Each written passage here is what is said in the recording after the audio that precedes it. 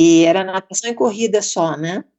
E tinha até um circuito que ele fazia com algumas etapas ao longo do ano. E eu gostava muito porque eu chegava, fazia meia hora de competição, ganhava um dinheiro, coisa que em 15 anos como nadadora nunca cheguei perto.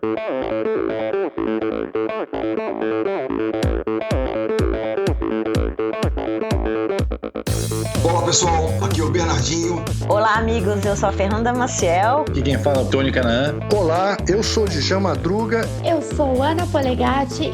E aí galera, aqui é o Thiago Vinhal. E esse é o Endorfina Podcast. Sou Michel Bogli e aqui no Endorfina Podcast você conhece as histórias e opiniões de triatletas, corredores, nadadores e ciclistas, profissionais e amadores. Descubra quem são e o que pensam os seres humanos que vivem o esporte e são movidos à endorfina.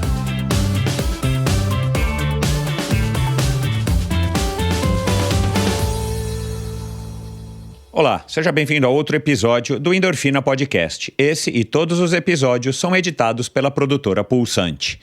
E é isso, mais um episódio, mais uma semana aí de dezembro.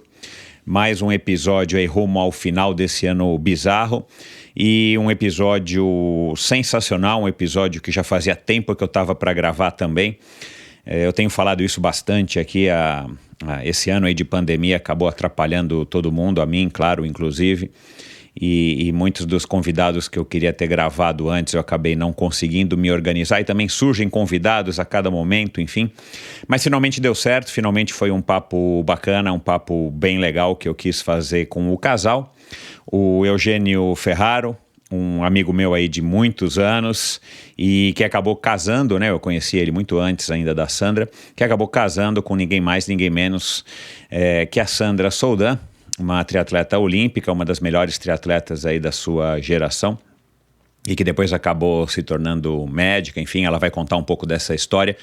E foi um episódio, então, muito bacana, um episódio a gente gravou no comecinho de novembro ainda, consegui publicá-lo somente agora. E a gente fala, né, dessa relação aí do casal, de família, né, o fato deles terem se conhecido no triatlon, através do triatlon. O Eugênio, mais conhecido como Neném, era aí auxiliar técnico da seleção brasileira, aí teve esse contato com a Sandra, e aí eles se conheceram e acabaram, né, casando e tudo mais. Então a gente fala dessa dinâmica de família, de treinos, de rotina, né, de você viver praticamente 24 horas por dia falando e vivendo do triatlon, né, ambos.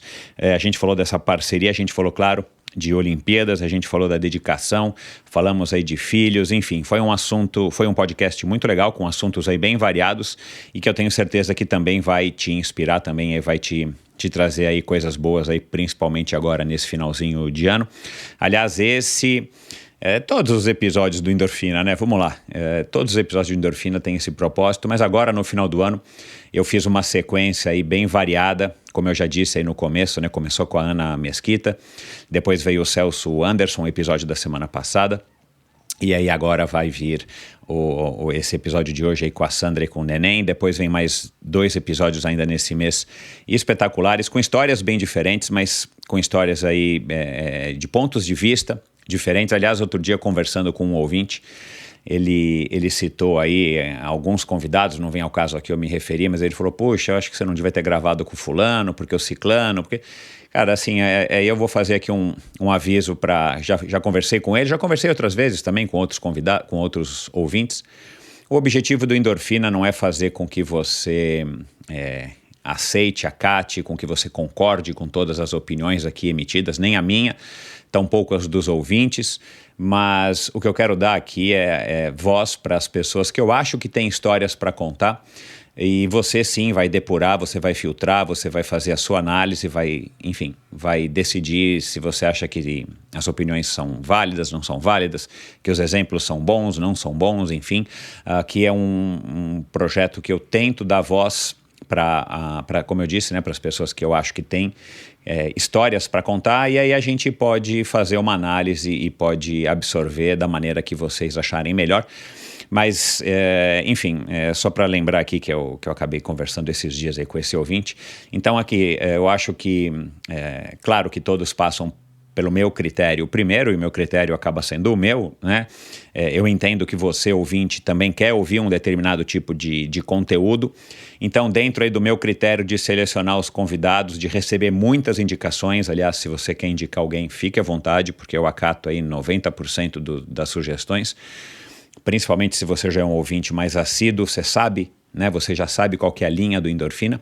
Então, eu quero simplesmente dar voz para essas pessoas, trazerem as suas experiências, e eu acho que a gente consegue, em minha humilde opinião, eu acho que a gente consegue tirar de todos eles, sem exceção, grandes lições e ensinamentos para a nossa própria vida, para a gente poder aplicar na nossa vida, muitas vezes não diretamente, mas eu acho que inspira e estimula a gente a estar refletindo, e esse é o objetivo aqui do Endorfina. Então, com esses convidados de hoje, a Sandra e o Neném Idem, né, com o Celso Anderson, o episódio da semana passada, né, algumas pessoas acharam um pouco polêmico, o episódio foi longo, ele fala muita coisa, ele é um cara que gosta de falar, não tem papas na língua, né, como se diz, então muita gente acabou achando que talvez um lado ou outro ele foi um pouco radical, mas esse é o Celso, esse é o cara que tem um valor enorme, esse é o cara que, enfim, é um amigo meu e que tem uma história dedicada à bicicleta, e eu acho que sim, ele tem direito direito, né? Quem sou eu para dizer isso, mas assim, ele tem espaço aqui no Endorfina para emitir as suas opiniões, e aí a gente faz, todos somos adultos, e a gente faz aqui a nossa avaliação das ideias e das sugestões de todas as pessoas, das vivências de todas as pessoas, se a gente acha que são válidas ou não, enfim. Então, esse episódio de hoje foi muito legal, e eu quero então agora só lembrar rapidamente, antes da gente ir para o episódio, que vocês, se você não assina ainda a newsletter semanal, toda sexta-feira a sua dose extra de inspiração vai chegar no seu e-mail, por volta aí do horário do almoço, falando um pouco aí de dicas, falando dos episódios, relembrando vocês de episódios passados e coisas bem pontuais, e um e-mail bem curto, que eu acho que vai com histórias, com ideias, com sugestões que eu acho que valem a pena ser compartilhadas. Então vá lá no meu site, endorfinabr.com, arrasta ali na tela inicial um pouquinho para baixo, que você vai ter lá a opção de você se cadastrar no Endorfina, no newsletter do Endorfina, né? Sua dose extra de inspiração é o nome do newsletter. E se você ouve esse podcast através de um agregador de podcasts, muito provavelmente sim, clica lá em assinar e em seguir, automaticamente toda quinta-feira você vai receber um episódio novo aí, sem você precisar ficar procurando, então, ou ser lembrado por outra pessoa, você vai ser lembrado pelo teu próprio aplicativo de podcasts.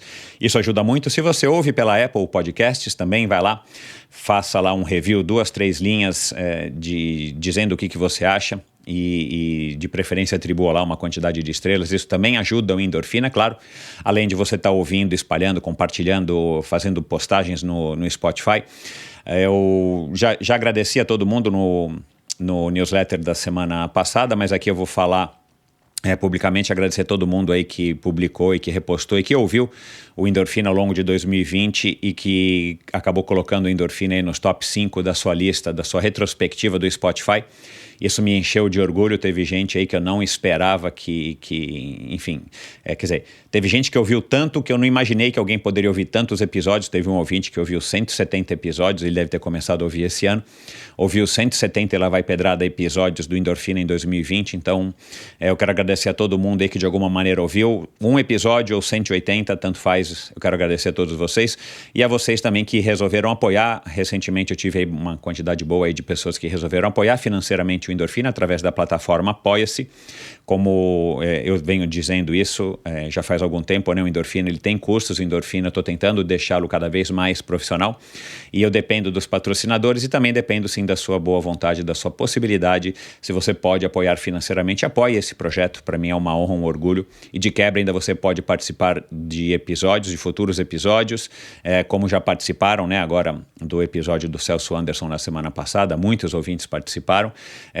Você ganha presentes, brindes, produtos, não são brindes, são presentes, né? Eu mando confeccionar camisas de corrida ou de ciclismo para vocês, e em breve eu estou aí para anunciar novidades para quem é apoiador, então fique ligado aí se você tem condição, se você acha que vale a pena pagar um pouquinho aí por esse conteúdo que você ouve toda semana. Então vai lá, entra na plataforma Apoia-se. No meu site você encontra lá um botãozinho fácil, clica lá, e a partir de R$20 por mês você consegue contribuir muito esse projeto. E aos patrocinadores, né, como eu estava falando aqui, eu quero sempre fazer menção aqui aos patrocinadores, porque sem eles eu não teria a condição de estar bancando aí o Endorfina, já faz 3 anos e meio, começando agora 2021, rumo ao 4º ano. Então, muito obrigado à Bovem Energia, já faz um tempo que a Bovem está conosco aqui. A Bovem é uma comercializadora, uma gestora e uma geradora de energia. Assim como para os meus convidados, para a Bovem Energia é um assunto muito sério. É uma empresa sólida e confiável, com profissionais experientes e treinados para lhe oferecer agilidade no atendimento, robustez e competência na condução dos negócios. Saiba mais em bovem.com.br. Isso é para você que é um empresário, que você já está habilitado através da sua empresa a comprar energia no Mercado Livre, né? Você vai lá e escolhe quanto que você quer pagar pela energia que você consome. Isso é uma coisa muito legal, acontece já em muitos países, com pessoas físicas também. Você escolhe qual é o provedor de energia, como a gente escolhe, né, qual é a TV a cabo, como a gente escolhe qual é a companhia de telefone celular que você quer ter. Você pode também escolher qual é a empresa de energia.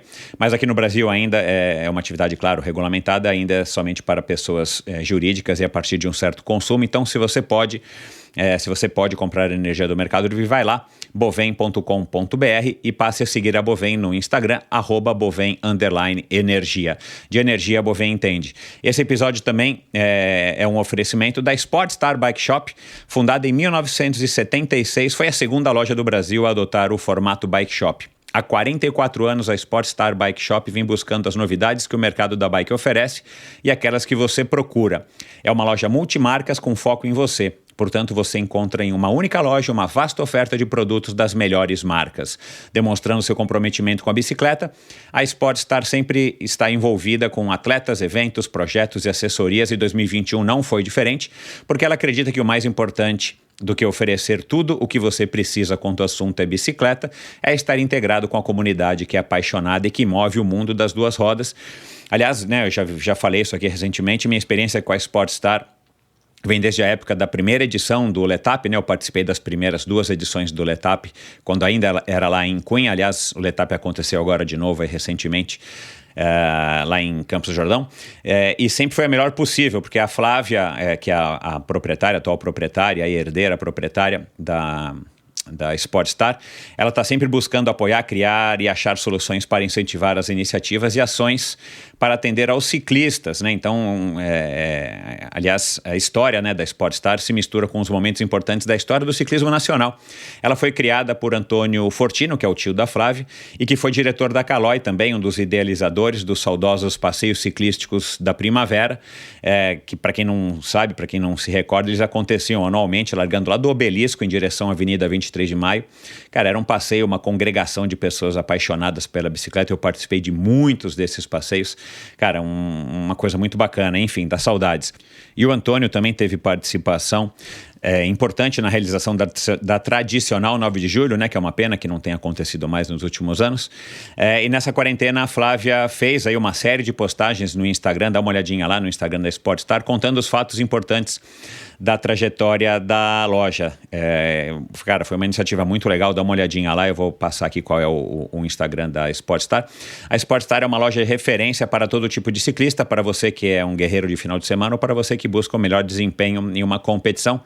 Lá você encontra serviços de bike fit, certificados pela SBCU Retool do Brasil, e um centro técnico com agendamento para manutenções de todo tipo de bicicleta, seja uma bike de transporte, mountain bike, bike de estrada, enfim, todo tipo de bicicleta é muito bem-vinda lá na Sportstar. Ela oferece ainda vendas online, atendimento personalizado via WhatsApp e entrega para todo o Brasil. Sportstar Bike Shop, uma história que já dura 44 anos, uma loja com alma. sportstarbikes.com.br, né? Esporte é mudo, Sportstar Bikes, desculpa, é de inglês, perdão, o S mudo, Sport, né? O T mudo, Sport, Star Bikes.com.br, e o Instagram, vai lá, siga agora, Sportstar Bikes no Instagram, e você vai conhecer aí um pouquinho da história, os posts aí que a Flávia faz, enfim, uma bike shop muito legal, localizada no coração de São Paulo, ali nos Jardins. E esse episódio também foi um oferecimento, tenho que agradecer aqui ao pessoal da Supacaz, a marca californiana de acessórios de ciclismo de alta performance, patrocinadora da equipe profissional Bora Hansgrohe, alemã, né, a Bora Hansgrohe. Não preciso dizer mais nada, né, a equipe do Peter Sagan, você já deve ter ouvido falar. A Supacaz faz fitas de guidão, luvas, meias, suportes de caramanhola, selins e uma grande variedade de acessórios muito legais. Aliás, estava falando outro dia com o Paulo, a gente tá rolando aí uma promoção, né, que eu vou falar. Cara, é uma marca tão bacana, é uma marca que acabou dando tão certo que as pessoas gostam de repostar, de postar o seu kit, entre aspas, Supacasa, a meia combinando com a tampinha lá da fita de guidão, combinando com a fita de guidão, combinando com a meia, combinando com a luva, e hoje em dia isso é uma parte importante aí da cultura do ciclismo, pelo menos aqui no Brasil. As pessoas gostam de estar combinando, gostam de estar na moda, e claro, são acessórios de primeira categoria, acessórios de alta performance, como disse aqui já. Então você encontra todos os produtos da Supacasa à venda no Brasil no site ultracicle.com.br e nas melhores lojas do ramo. Dá uma olhadinha, você que é ouvinte, atenção, você que é ouvinte do Endorfina, eu fiz um post recentemente dessa promoção. Para você que é ouvinte do Endorfina, você tem, além do frete gratuito para compras a partir de R$100, se você compra R$150 no site da Supacasa até o dia 31 de dezembro, né, de 2020, se você está ouvindo esse podcast ainda em 2020, você ganha, além do frete, um par de meias gratuitamente. Aí, então você pode, quem sabe, até economizar no presente que você vai dar aí para sua cara metade, para o seu cara metade, enfim. Você pode comprar aí os produtos da Supacasa, receber sem custo adicional algum e ainda ganhar um par de meias em compras a partir de R$150, enquanto durarem os estoques para compras feitas somente no site ultracicle.com.br até o dia 31 de dezembro de 2020. Basta você digitar a palavra endorfina no campo de cupom de desconto e automaticamente você vai ter o frete gratuito e você vai receber um par de meias grátis, de graça aí na sua casa. Então aproveite, estoques limitados, então vai lá, faça a sua compra. E para terminar, o Endorfina apoia a iniciativa do Mosqueteiros do Esporte, um site de patrocínio coletivo de atletas. Incentive um jovem atleta profissional e receba descontos em diversas lojas e prestadores de serviço.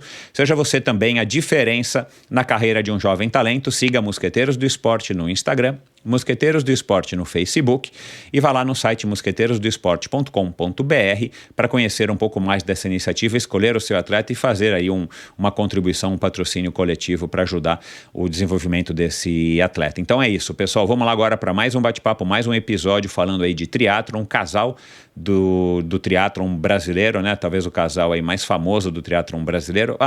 Tem a Mariano Rata e o Colucci. Aliás, o Colucci já passou por aqui, eu estou devendo um episódio com a Mari. Então, enfim, um dos casais mais proeminentes aí do triatlon brasileiro, a Sandra Soldan e o Eugênio Ferraro. Recebo hoje para uma conversa sobre triatlon, parceria e sucesso, uma dupla que se formou há 25 anos.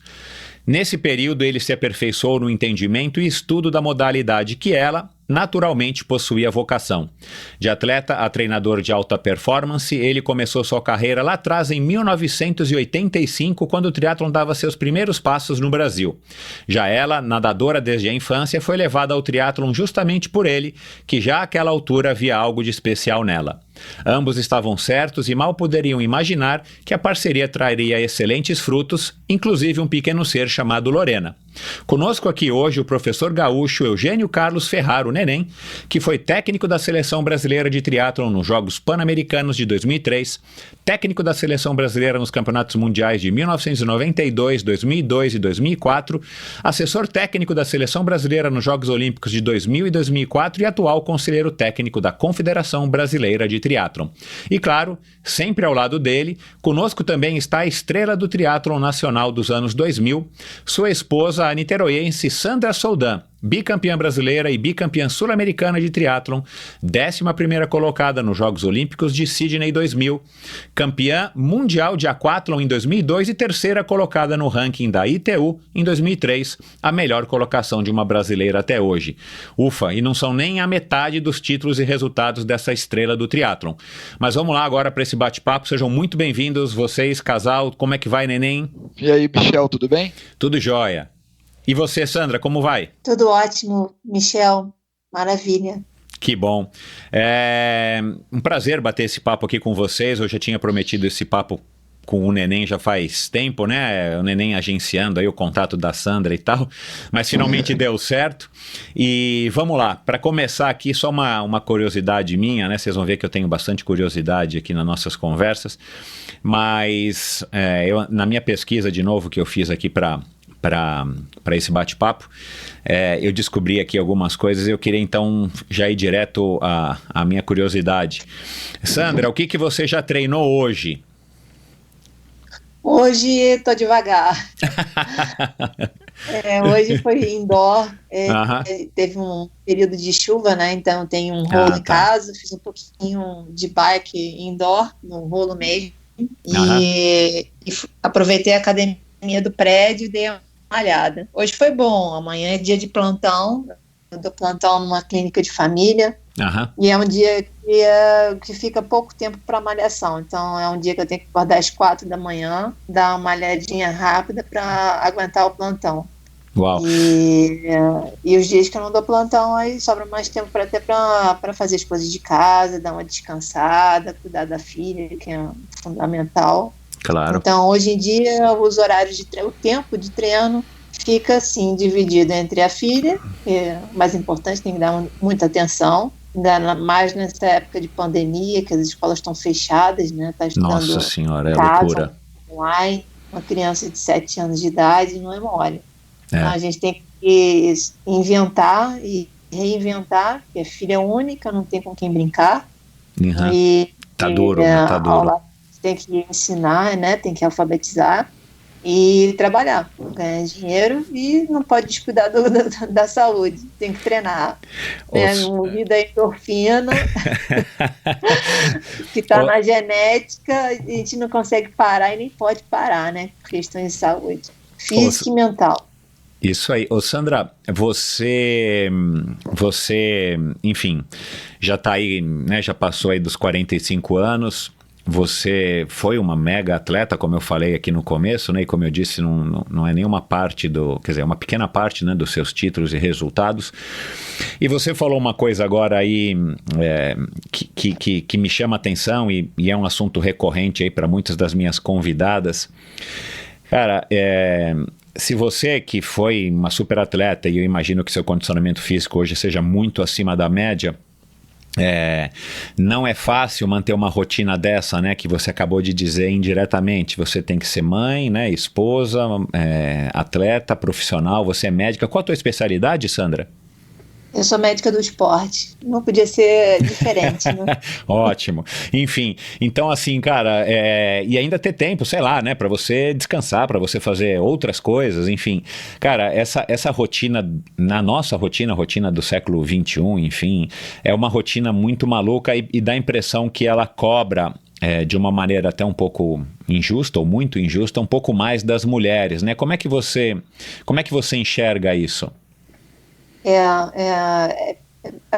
As mulheres tiveram, né, essa questão da independência financeira, né, de sair de casa para trabalhar, de ter, né, de sair, deixar de ser dona de casa e tomar o rumo da própria vida, mas isso tem um custo, né?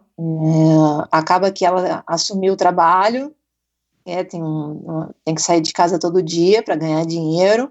E aí também tem a casa, que acaba tendo que cuidar da casa, limpeza, fazer compra, cuidar das crianças, do marido, e tem que se cuidar também, a questão da saúde e da estética. Então, junta tudo isso e as mulheres têm que achar um balanço, né, um equilíbrio de vida. Isso acaba sendo um segredo que cada uma leva consigo, né, de como colocar na balança, né, essas questões que são todas importantes na vida da mulher. Então tem que achar um balanço entre atividade física, malhação, cuidar da saúde, cuidar da casa, da família, do marido, dos filhos e o trabalho, né? E dentro do esporte tem a questão, né, se for o esporte, o triatlo, ainda tem a questão das 3 modalidades. Meu Deus do céu. Como manter isso. Então, saber ponderar e ter bom senso.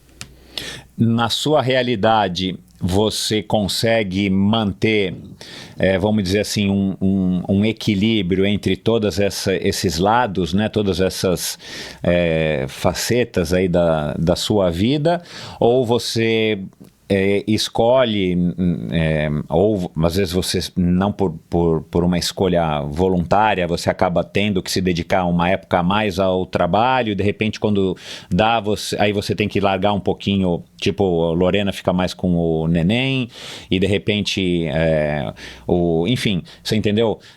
Você consegue manter um equilíbrio, ou você vai tipo por blocos, né? Tipo, não, agora eu tô numa fase que eu vou ter que me dedicar muito ao trabalho, não, agora eu tô numa fase que eu vou me dedicar muito à Lorena, ou agora eu tô numa fase que eu vou me dedicar muito a não fazer nada, ou fazer qualquer outra coisa, ou vou ter uma fase que eu vou me dedicar mais aos treinos, porque eu tô precisando, enfim, como é que você mantém isso, na sua ótica? Isso para mim nunca muda, a filha sempre é mais importante, isso nunca muda. Desde que ela nasceu, mudou as nossas vidas, e para eu que sou mãe, mudou para sempre a minha maneira de enxergar a rotina diária. Ela é o ponto mais importante da minha vida, das nossas vidas. Então, por isso, desprende mais energia, né? O gasto energético com ela é maior. Então, tudo fica para depois, treinamento e trabalho fica para depois. A questão de meu trabalho de médica, uma rotina pesada de ter que dirigir e perder muito tempo de deslocamento. Então eu optei por ter uma carga de trabalho pela metade, 20 horas semanais, para poder ter mais tempo, agora nessa época de pandemia, com ela. Claro. Até mesmo poder me recuperar, né? Porque a gente, no plantão, a gente fica muito exposto ao próprio Covid-19. Ainda tem isso, então, essa foi uma questão importante desde o início da pandemia, em março, quando eu assumi esse trabalho de atenção básica primária como médica, e emergência de clínica médica. Então, a gente estava tendo muito contato com o Covid.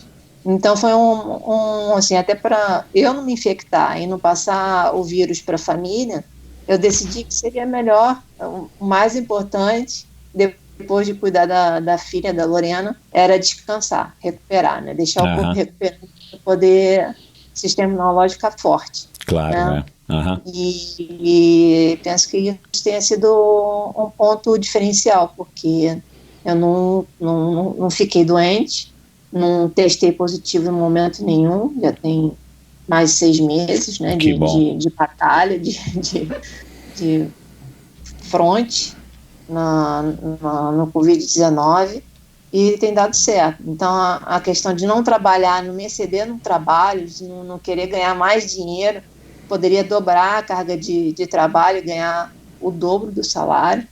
Eu optei por não, por ter mais tempo com a filha, recuperar de saúde, ter mais tempo para treinar também, né? Não muito treino, para não olhar muito.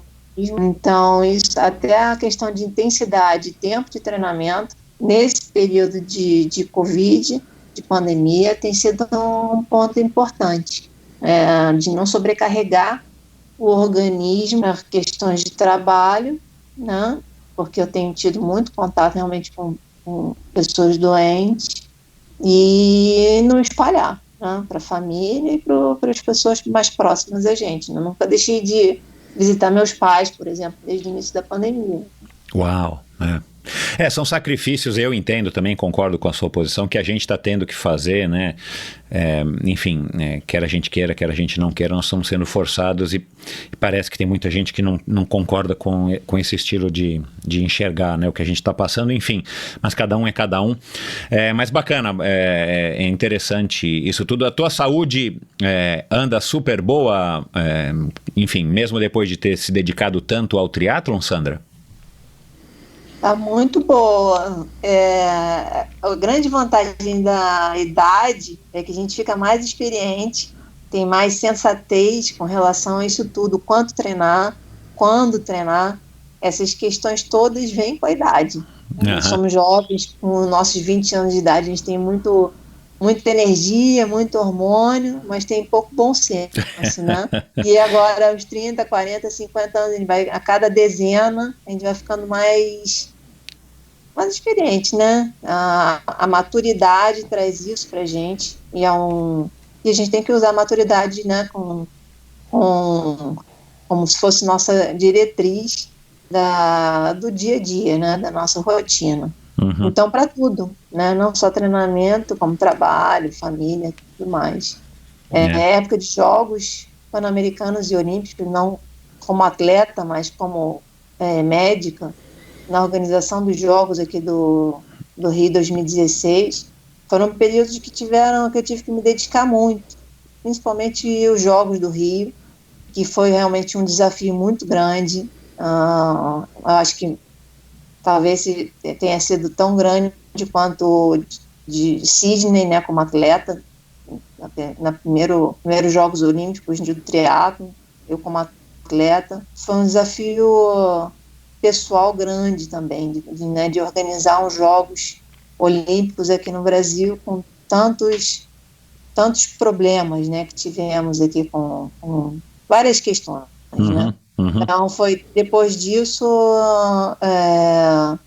eu ponderei as questões todas e penso que agora seja melhor me dedicar mais a minha filha, né? Não ter grandes desafios de trabalho, ter mais tempo disponível para poder ficar em casa e acompanhá-la, né, no dia a dia.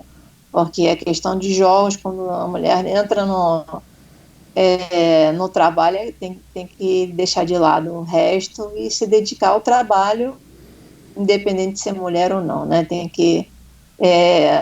a questão da equivalência. Uhum. Então, foi realmente um grande desafio em 2016. Depois disso, eu optei por não me meter mais nesses grandes desafios como profissional, por enquanto, nessa faixa etária que ela tem, né, de 7 anos, é muito pequenininha, precisa de alguém, né, da mãe, mais próxima, nesses momentos, né, nessa época de pandemia, que não tem escola, para poder dar um suporte, né, para poder ensinar, porque senão a criança fica muito desorientada, né, não tem um caminho, não sabe o caminho como percorrer. Uhum. Então, eu estou muito solícita a ela, tem muito tempo agora disponível, tirando os dias que eu estou trabalhando, que foi reduzido pela metade agora, de carga horária semanal. Tem o tempo de treino, agora ela está numa faixa etária que está iniciando no esporte também, então ela já nada, pedala e corre, ela tomou gosto por isso, então isso também é Que legal, né? O mais importante não é o meu treino, é o treino dela, né? É que ela fez esporte, ela gastou energia, então a minha preocupação maior é ela agora, não é o meu treino que eu tenho que fazer. Uhum. Neném, cara, que bacana essa notícia aí. Pelos teus posts, né, da CE+3, a tua assessoria esportiva, nós vamos falar um pouquinho disso mais pra frente, mas eu vejo ela no mountain bike e tal, né, cara, mas legal saber que ela também tá se interessando pela natação e pela corrida. Vocês também como um casal de triatletas e tendo, né, o triatlon como talvez uma das coisas mais fortes aí que dentro dessa história de 25 anos que vocês têm juntos, vocês já alimentavam isso nela? Vocês já estavam tentando, ou ela já pratica, né? Ela já brinca de triatlon há algum tempo? Como é que era essa questão aí entre os pais e a Lorena? Cara, na verdade, tudo é referência, né? Tudo são os exemplos. Ela desde novinha, ela acompanha a gente nos nossos treinos, nas nossas aventuras, nossas viagens que a gente faz para fazer alguma competição ou simplesmente para viajar para treinar. Em todo lugar que a gente vai, a gente arruma um lugar para correr, para pedalar, para nadar. E ela, vendo isso desde de muito nova, ela acabou absorvendo isso. E acabou gostando. E ela curte fazer. Graças a Deus, ela é uma menina super ativa e super disposta. Ela acorda, tem dia que ela já chega na cozinha 6 horas da manhã, já arrumadinha. Que legal. E aí já pergunta, papai, hoje tem treino? Aí ela vai pro treino de natação com a turma. e se amarra em um problema que está sendo é a competitividade, ela querer competir. Aí tudo ela quer competir, e aí acaba atrapalhando um pouquinho, mas isso aí são coisas que a gente vai, na brincadeira, a gente vai podando, vai tirando e tal, mas a verdade é que a ideia da prática desportiva é para ela ter uma infância saudável, claro, ela ter referências boas, e daqui para frente, daqui a alguns poucos anos, assim, ela querendo se dedicar mais, aí a gente dá sequência, mas por enquanto deixar ela brincar e brincar fazendo as modalidades. Claro. Aí, inclusive, aí o negócio já foi tão para frente que eu até montei um projetinho de Triathlon Kids, já chamando outros filhos de amigos, outros filhos de alunos da equipe, e aí já tem uns 8, 10 meninos que já fazem um treininho de corrida, fazem um treininho de bicicleta e um treininho de natação no mar. Ah, que legal, cara, que legal. Eu quero falar disso aqui mais para frente, quando eu vou querer ouvir, claro, a opinião de vocês a respeito do nosso esporte, né, do triatlon brasileiro, mas vamos deixar um pouquinho mais para frente, mas muito bacana essa iniciativa e que bom, né, cara, porque assim, não só para a Lorena, mas para as outras crianças que eventualmente vocês vão conseguir atingir, eu acho que esse é um bom início, um bom caminho, e a gente já precisa, né, o triatlon já adquiriu essa maturidade, a gente já tem visto muitos dos grandes campeões que começaram sendo triatletas e não como nós, né, que viemos de outras modalidades. Inclusive é isso que eu queria agora falar com você, Neném. Isso. Pelo que eu entendi, você veio da corrida, você estava lá em Porto Alegre, começou a correr e tal, eu acho que eu entendi que você começou a fazer até alguma maratona. Como é que você chegou no Rio? Você já chegou no Rio, enfim, a família se mudou, você foi estudar no Rio, como é que você saiu de PA e foi pro Rio? Na verdade, meu pai era militar, oficial do Exército. Ah, legal. E a gente, circulava bastante aí pelo Brasil. E quando eu fui morar em Porto Alegre, eu entrei pro colégio militar. Aham. E lá, dentro do colégio militar, você tem que estar com o seu físico super em dia, você pratica atividade física pra caramba. Aí foi lá que eu comecei a me dedicar à corrida. Comecei a correr para poder fazer o TAF, né, que é o teste de aptidão física. E aí comecei a me dedicar à corrida e gostei. Aí comecei a comprar revistas sobre corrida. E aí descobri uma revista que chamava Viva, Promoções Esportivas. Uhum. E lá eu vi o triatlon. Aí, só que em Porto Alegre não existia, eu não tinha contato com ninguém. E aí meu pai foi transferido para o Rio. Quando a gente chegou no Rio, eu já era ficcionado por triatlon, já conhecia tudo, Dolabella, o Roger, o Ronaldo, Marco Ripper, uh-huh. Roger... Não, foi Marco Ripper, Dolabella e Ronaldo Borges. Isso. Que foram os primeiros brasileiros a fazer o Ironman do Havaí. Exato.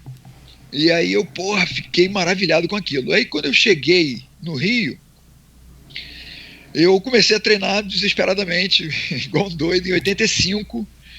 E em junho de 85 eu fiz meu primeiro triatlonzinho, que era aquelas seletivas lá em Grumari. Aham. Em Grumari não, minto, em Guaratiba. Guaratiba. Nossa, aquele triatlo era maravilhoso. Cara, 1410, não era nem 1500 ainda, era 1410. Uhum. E aí a gente foi descobrindo, assim, ninguém conhecia nada de triatlon e a gente foi descobrindo as coisas, né? E assim, aqui em Niterói já tinha o Armando já fazia. Uhum. Aí eu acabei me aproximando dele. Armando virou um grande amigo durante muitos anos, a gente vivia fazendo tudo junto, e aí o negócio foi indo, foi acontecendo, e aí eu não parei mais. Me apaixonei pela modalidade, e foi minha entrada no esporte, na verdade, né? Ô, Neném, o que você se lembra daquela época com relação à atmosfera, né, que tinham as provas, que era quando a gente se encontrava com todo mundo, né?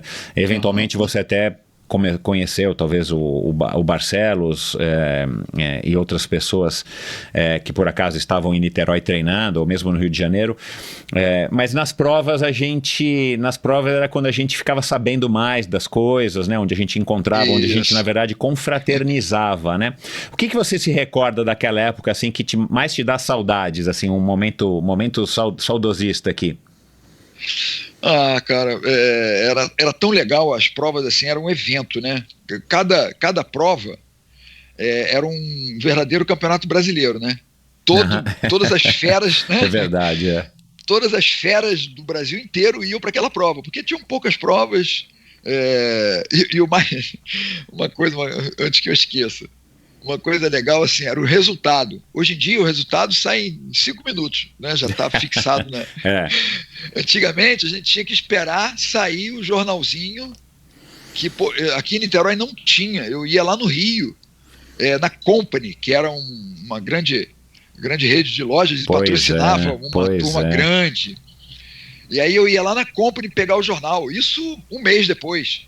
Aí aquele jornalzinho, eu ficava com ele embaixo do braço, eu sabia de cor o tempo de todo mundo, o nome, e ninguém chamava o atleta ou a pessoa pelo nome só.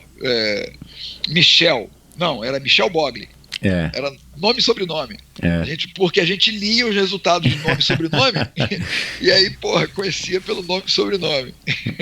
Mas era muito legal. Aí, isso foi uma coisa assim que eu tenho na memória, que eu lembro disso como se fosse ontem. Muito legal essa fase, assim. Pois é. Você a essa altura, você já estava pensando, ou você já estava cursando educação física, já estava decidido? Como é que você optou em fazer educação física, não quis seguir carreira militar, enfim, seguir teu pai? Cara, nessa época eu tinha feito vestibular para engenharia, e eu cursava engenharia aqui na UF. Era pertinho de casa, eu morava no Ingá, eu ia andando para a universidade. E aí, quando eu ingressei no triatlon, essa paixão que me veio pelo esporte acabou mudando minha vida, mudou o rumo da minha vida. Eu já não queria mais saber de engenharia, eu só queria saber de triatlon e de educação física. Aí comecei a estudar. Aí o meu treinador na época, que era o Maurício Enes, que na verdade foi o meu grande mentor, assim, o cara que me fez gostar mesmo da educação física. Eu, me apaixonei por aquilo tudo, aí fiz vestibular. Aí passei, aí larguei a engenharia e comecei a cursar a educação física. E eu, assim, na educação física, na faculdade, eu não queria ser professor de outra coisa, assim, dentro da educação física. Já estava nessa vibe de querer o triatlon, você estava né? Triatlon, Legal. Era isso, foi isso que me encantou. Aí eu queria saber por que a gente cansava depois de correr mais, sabe, do que mais depois de nadar, ou por que as nuances do triatlon, o que acontecia, e aí isso foi me interessando, e aí eu fui de cabeça para a educação física. Você concorda que o triatlon tem esse grande apelo que, enfim, também ao longo aqui de 3 anos e meio de endorfina, eu converso muito sobre triatlon também, e aí muita coisa eu não tinha pensado, e as conversas vão me fazendo refletir, mas assim, o grande lance do triatlon é o desafio, né? A gente tira tudo isso que tem hoje de selfie, enfim, de Ironman, de título, mas assim, eu acho que o sentimento inicial de qualquer pessoa que experimenta o triatlon é assim, cara, será que eu aguento? Como é que é essa sensação de fazer as 3? Você concorda com isso? Concordo. O grande atrativo do triatlon é o desafio. E na verdade, assim, independente da distância, né? Porque hoje em dia tanto na corrida quanto no triatlon, as pessoas acham que quanto maior a distância, maior o desafio. E não é. O maior desafio é você chegar na meta de chegada rápido. É isso, Né? Independente da distância. Você correr 5 quilômetros abaixo de 4x1 é um desafio e tanto. Aham. Muito mais do que você correr uma maratona para 5 horas. Aham. Aham. Né? E no triatlo a mesma coisa. Você completar um Ironman é um desafio, ok. Mas você fazer um olímpico abaixo de 2 horas é um desafio mega. Né? E isso ficou um pouco perdido assim nessas coisas de hoje em dia, que as pessoas, é muito mais fácil você treinar para um Ironman numa zona de conforto, né, do que você treinar para um sprint triatlon a 100% da sua capacidade. O desconforto gerado pela intensidade é muito traumático e as pessoas não querem. Né? Ô, Sandra, você foi apresentada ao triatlon pelo Neném, né? Pelo que eu li aqui. Você, da natação, você começou a participar de alguns biatlons, na época acho que chamava biatlon, né? Não sei se já era duatlon, que era natação e corrida, e de repente... Era biatlon antigamente, né, Neném? Esse antigamente é legal, né, meu? A gente tá... já parece um avô falando, né? Mas enfim, tem muita gente da audiência aqui que é bem jovem mesmo, mas enfim, antigamente, na nossa época, era biatlon. Começou como biatlon, né? E depois virou duatlon e tal. Mas enfim, Sandra, o que você viu no triatlon? Eu queria entender isso. O que você viu no triatlon que te chamou a atenção? Ou tipo, a natação já tinha dado o que tinha que dar, você já estava com uma idade aí, né? Pelo que eu vi aqui, 21 anos, você já talvez não tivesse mais tanto interesse ou tanto futuro, né, na carreira de nadador, que a carreira de nadador é relativamente curta. Como é que foi esse teu interesse pelo triatlon, vindo aí já de algumas experiências no biatlon? Então, foi isso mesmo. Era uma idade já como nadadora que eu não tinha grandes resultados, nunca tive grandes resultados a nível sul-americano, né, como nadadora. E eu queria emagrecer, estava querendo perder peso, na época eu estava com sobrepeso importante, começando a faculdade de medicina, e foi um período de 91 a 95, eu fiz provas de biatlon, né? No Rio de Janeiro tinha os eventos de biatlon do Marcos Ripper, e era natação e corrida só, né? E tinha até um circuito que ele fazia com algumas etapas ao longo do ano, e eu gostava muito porque eu chegava, fazia meia hora de competição, ganhava um dinheiro, coisa que em 15 anos como nadadora nunca cheguei perto de ganhar dinheiro e ganhar qualquer outra coisa, né? Você ganhava, eram muitas horas de treinamento de natação, muito azulejo e pouco retorno, né? Para participar de um campeonato brasileiro a gente tinha que vender rifa, competindo por grande clube, como competia pelo Flamengo. Dureza. E era sempre um sufoco participar de um campeonato brasileiro. Então isso me frustrava muito como nadadora e já não tinha mais grandes expectativas, já estava na faculdade. Faculdade é vida nova, né, que a gente tem, e era isso, eu queria emagrecer, perder peso. Então foi uma dica de um amigo que eu conheci em provas de biatlon para procurar um neném para começar a fazer triatlon. No início me parecia um pouco de loucura fazer triatlon. No meu grupo de natação lá do Flamengo tinha uma menina, Rebeca, que era atleta daquela época, e que já estava me chamando para fazer evento de triatlon já fazia algum tempo. E eu sempre recusando, achando uma maluquice grande, um absurdo fazer triatlon. E acabou que eu topei, eu queria já em 95 já começar a fazer o esporte. Então foi quando eu procurei o neném para começar a me orientar nessa nova vida, né? E desde 95. Isso foi no início do ano, em fevereiro. Em março já estava com minha primeira bicicleta. Era a bicicleta que eu consegui comprar na época, uma bicicleta usada, de ferro. E logo depois eu fui atropelada. E foi um atropelamento grave, Se eu não tivesse de capacete, teria morrido ali. Por isso que até hoje eu recomendo para todo mundo que não pode sair sem capacete, principalmente as crianças, né? Minha filha não pode pegar a bicicleta sem capacete. Exato. Porque eu sei o quanto isso pode salvar a vida, né? Eu tive edema cerebral com capacete. Uau. E aí, depois disso, eu já recomecei. No final de 95, já estava fazendo prova de novo, já estava competindo em prova aqui de Niterói mesmo. Depois, no ano seguinte, já comecei a fazer o circuito estadual do Rio de Janeiro, que era um circuito na época que grandes triatletas, né, do Brasil vinham para o Rio, porque a premiação era boa, então vinham todas competir aqui, o pessoal daí de São Paulo. Então, reunia como se fosse um mini campeonato brasileiro, por questões realmente do evento, tinha uma premiação boa. E a partir de então eu comecei a me dedicar. Em 96 ainda estava na faculdade, 97, metade de 97 me formei em julho, né, depois de 6 anos de graduação, e em agosto eu já estava ganhando meu primeiro campeonato brasileiro.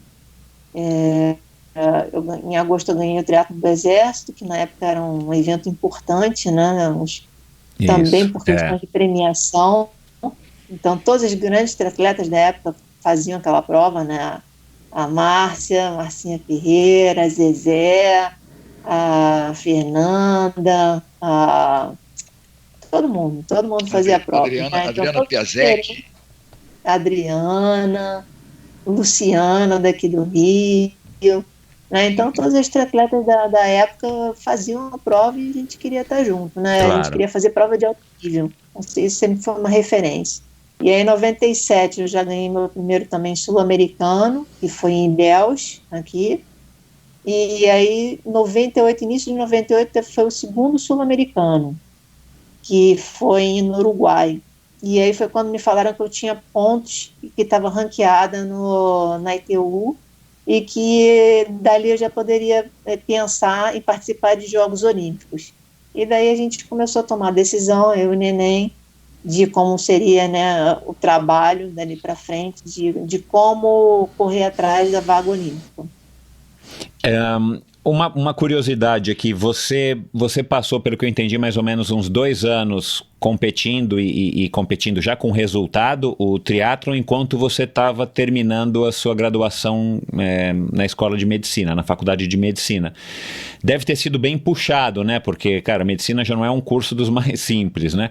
E você justamente terminando, fazendo estágio não, né? Acho que residência, não sei. Enfim, como é que você conseguiu conciliar e se passou pela sua cabeça em algum momento você, tipo, puxa, será que eu tenho chance de ganhar dinheiro com o triatlon? Será que eu tranco a faculdade? Houve dilema na sua cabeça? Bom, dilema sempre passa, né, pela nossa cabeça, mas como somos movidos a endorfina, sempre motivou, muito pelo contrário, a terminar logo a faculdade, poder acabar logo com aquilo que eu precisava terminar, era obrigação terminar a faculdade, pegar o diploma, guardar e me dedicar exclusivamente, que eu sabia que eu podia me dar bem com aquilo, né? Então, foi me formar realmente e começar a me dedicar exclusivamente ao triatlon, a treinar, comer e dormir, que é a tríade do atleta, né? Uhum. E já não estava mais gastando energia, tempo, indo para a faculdade, que era longe na época, gastava 2 horas para ir, 2 horas para voltar, de ônibus, nem pé. Então, eu fazia malabarismo, tinha que acordar de madrugada, treinar antes, pedalar, né, no escuro, na penumbra da iluminação de rua que tinha na época precária, ou depois quando voltava da faculdade, o último ano e meio da faculdade de medicina, o internato, né, como você falou. Então é o período de prática hospitalar, e eu chegava com o cabelo molhado depois do treino, bronzeada, porque eu tinha treinado na semana, e os meus colegas branquelos fora de forma e falando, tem que aproveitar logo essa vida boa aí que vai terminar. E nunca terminou. Minha vida boa continuou, me dediquei exclusivamente 10 anos. Essa foi uma decisão importante na vida, né, a questão da dedicação ao esporte e ter mudado o rumo, né, não ter feito residência.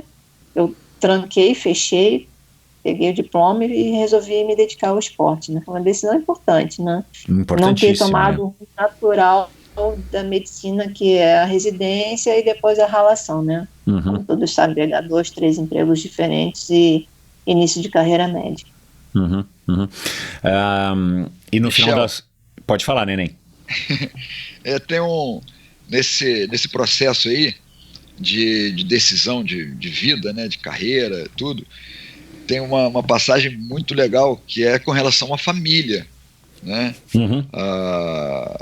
Nesse momento de decisão, Sandra acabou de se formar em medicina, então engavetou o diploma e vai virar atleta. Isso tenso, né? Isso hoje em dia tudo bem, mas há 20 anos atrás a família não entendia. Exato. Né? Essa menina tá maluca, e quem é esse cara que tá induzindo ela a isso? E aí era eu, aquela vozinha ali no ouvido dela, vamos acreditar, médica você vai poder ser a vida inteira, atleta termina daqui a pouco. E aí a gente, investiu, acreditamos nisso. Sandra vendeu o carro para viajar, ela tinha um BR-800, um carrinho da Gurgel. E aí, na época que as viagens foram aparecendo, a gente não tinha dinheiro para pagar as passagens, né? Aí Sandra vendeu o carrinho para poder custear tudo.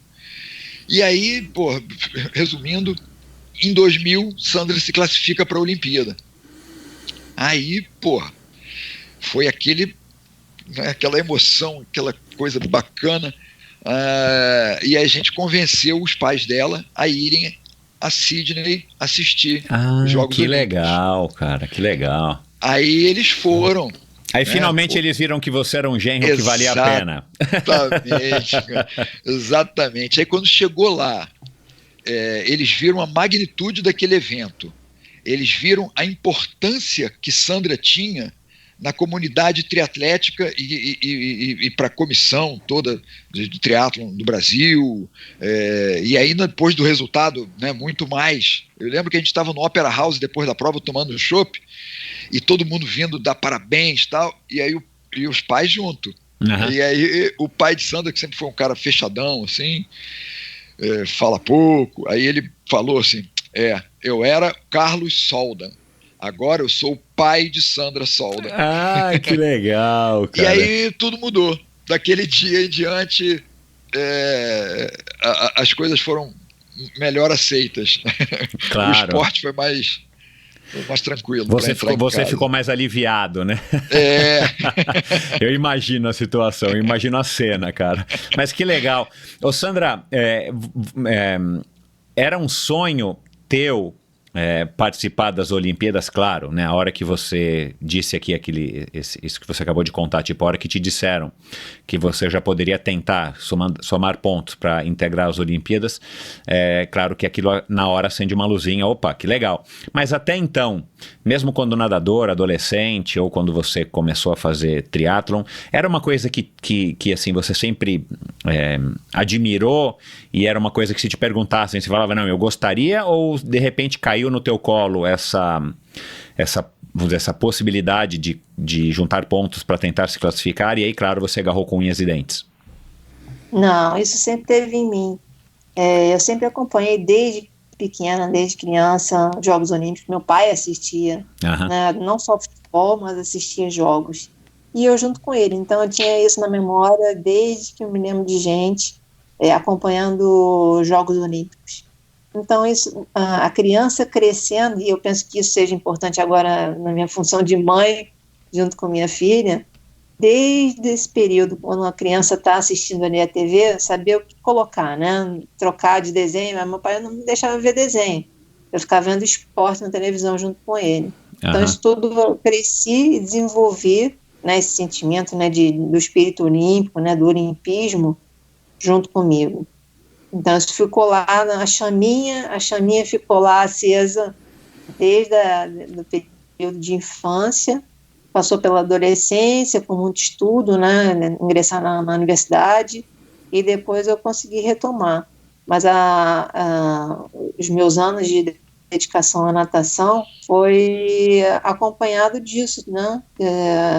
Eu nunca consegui ser mais que uma nadadora brasileira, foi uma limitação minha, tinha os meus limites dentro do esporte, mas consegui com triatlo. Então, foi sorte, realmente, ou alguma coisa do destino, ter me colocado dentro do triatlo, né? Porque como dentro da natação eu desenvolvi esse olimpismo, né? Esse espírito olímpico, foi fundamental, a questão do treinamento, da dedicação, mas eu consegui colher frutos dentro do triatlo.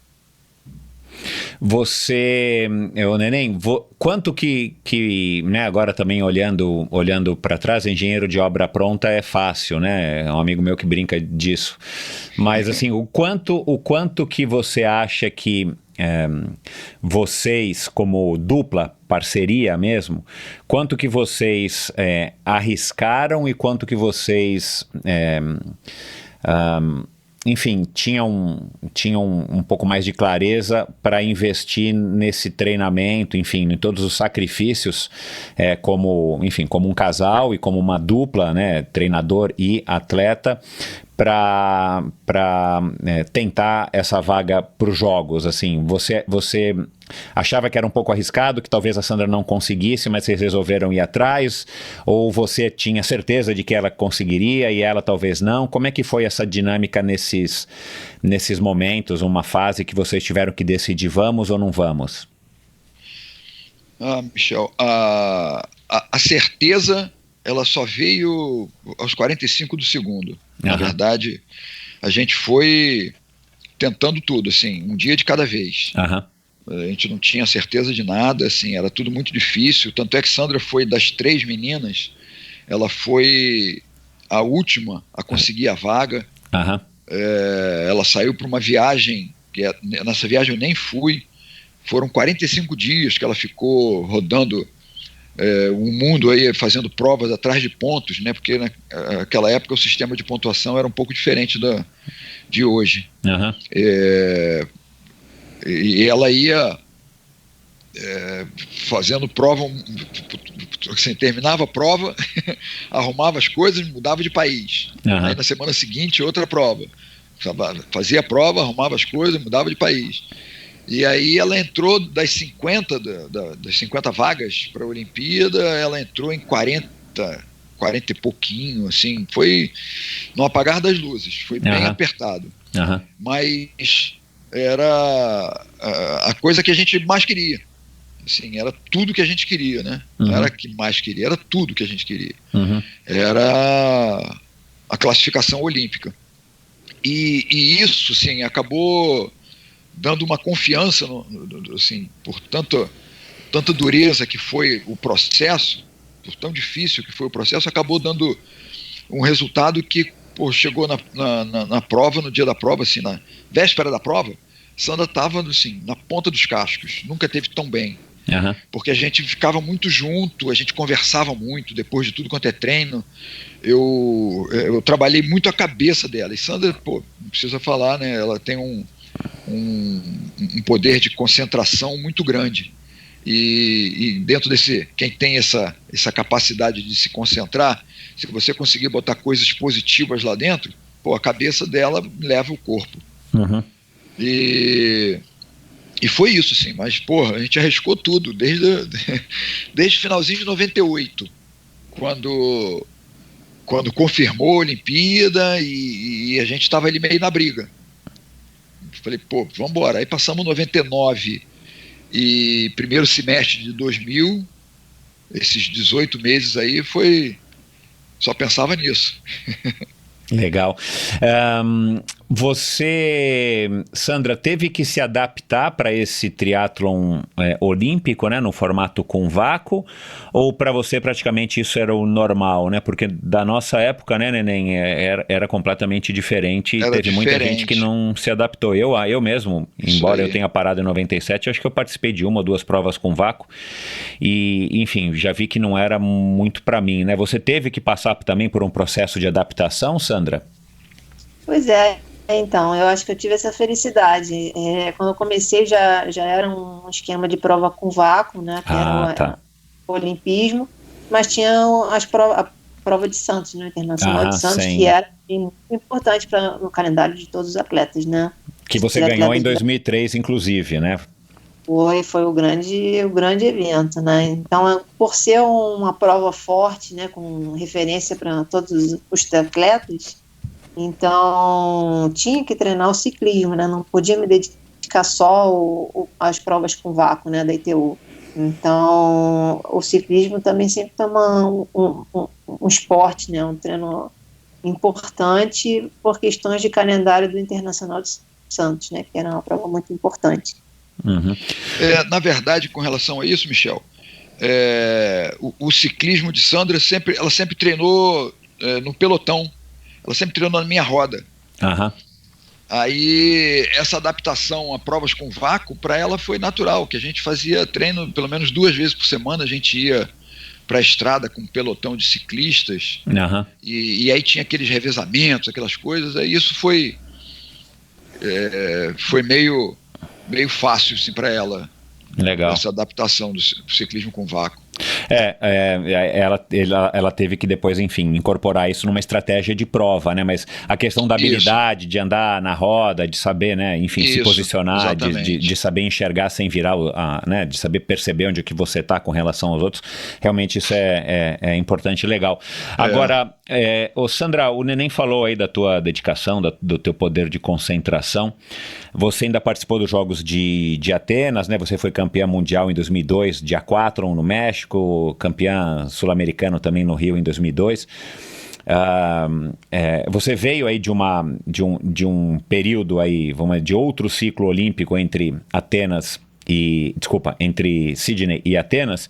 Você veio aí de um período aí bem legal e você se classificou para Atenas e lá você teve uma contusão e foi aquela frustração e tudo mais, mas você acabou terminando a prova, se eu não me engano, em 30º e alguma coisa, né? O que você acha que é a tua... Sandra, né? Não vou falar, vou perguntar pro Neném depois, mas o que você acha que é a tua melhor virtude ou o teu grande segredo de sucesso de ter conseguido, enfim, uma carreira tão prolífica aí nesses 10 anos de triatlon com tantos títulos e 2 Olimpíadas, um 11º lugar que, enfim, né? Praticamente quase que uma vitória para nós brasileiros, talvez ainda hoje, né? O que você acha que foi o teu grande diferencial? Então, eu acho que assim, a questão da determinação é uma palavra-chave, né? Uhum. Foco e determinação. O resto vem como fruto, né? Ter uma paciência de você esperar o resultado do seu treinamento. Então, se dedicação, treinar muito, e ter determinação para atingir os seus objetivos, seja ele qual for, né? Então, essa é uma palavrinha que eu acho fundamental, que sempre me guiou e me guia até hoje, como mãe, no trabalho, seja onde eu estiver. A determinação de conseguir e de você ter paciência de aguardar os frutos da sua dedicação.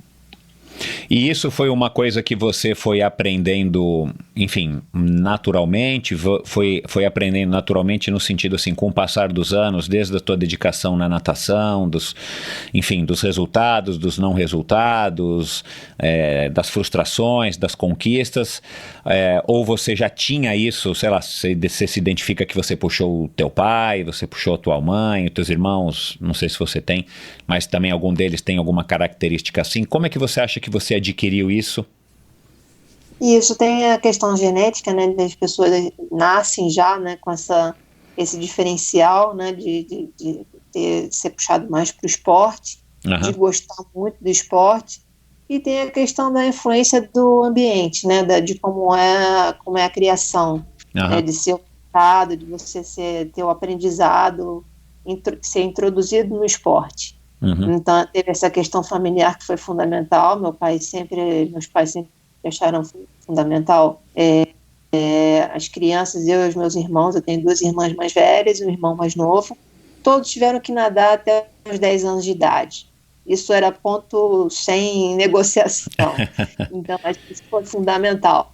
Assim, podia não gostar, chorar, que tinha que nadar, tinha que saber nadar. Depois dos 10 anos de idade, podia escolher qualquer outro tipo de esporte, se ia continuar ou não fazendo algum esporte ou ia trocar. Uhum. Mas era uma questão de obrigação e não tinha como negociar. Uhum. Isso acho que foi um presente muito importante, né? Porque juntou a genética com o crescimento e desenvolvimento na minha infância num esporte que requer muita dedicação, né? Como muita, E o triatlon também, né? Mas não tem a variedade de esporte, né? Como é o triatlon, você nada hoje, não quer nadar no dia seguinte, então pega um tênis e vai correr. Exato. Sabe de correr, pega a bicicleta e vai pedalar. Pedalou para o lado direito, agora vai pegar a subida.